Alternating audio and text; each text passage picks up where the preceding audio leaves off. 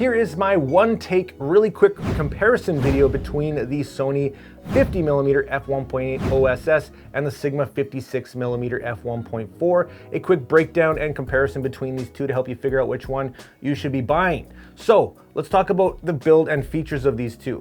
They're both very well priced and they are pretty comparable. Now the build does go to the Sigma just slightly. It just feels a little bit better. It's got a rubberized coating for the focus ring there, and neither of them have any buttons or switches. They're both mainly a plastic build and they both feel pretty good in the hand.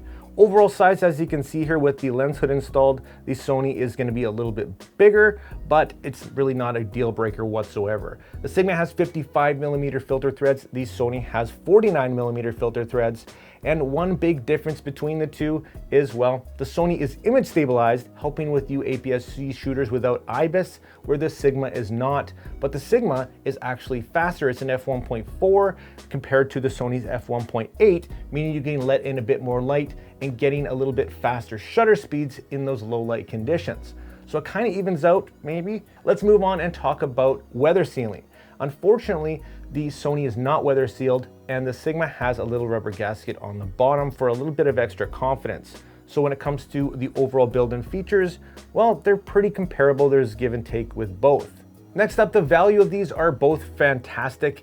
As far as 1.4 lenses are concerned, you're not going to find really anything like it in this price range. There are a few third-party options, but really nothing's going to compare to this lens. The Sony is a native lens, which is going to perform great, but the Sigma line is just fantastic as well. Both have great value, period.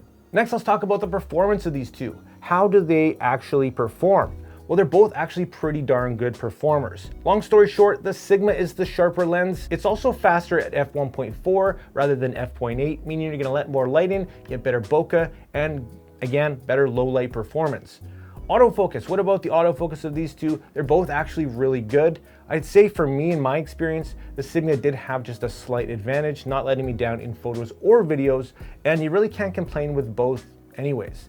The 50mm F1.8 is significantly better when it comes to autofocus than its full frame equivalent, the 50mm F1.8 non-image stabilized version, but that's just a note for something else. We're talking about these two right now. Overall, I think they're both fantastic lenses. If you're more comfortable picking up the Sony because it's, well, a Sony native lens, you might find an overall a little bit more reliable experience. But the Sigma is just a fantastic pickup and a great value at a fast f1.4. You really can't go wrong with both. And I think that pretty much, unless you want to dive right into my full in-depth review on either, they're both great. And I think you should probably buy them both. But that doesn't make any sense because you don't need both. That's up to you. Thanks for watching, guys. I hope you liked this video and I hope it was quick and gave you what you need. If you liked it, hit that like and subscribe button, join the community, and like always, make mistakes, be yourself, and get out there and take some more pictures. See ya.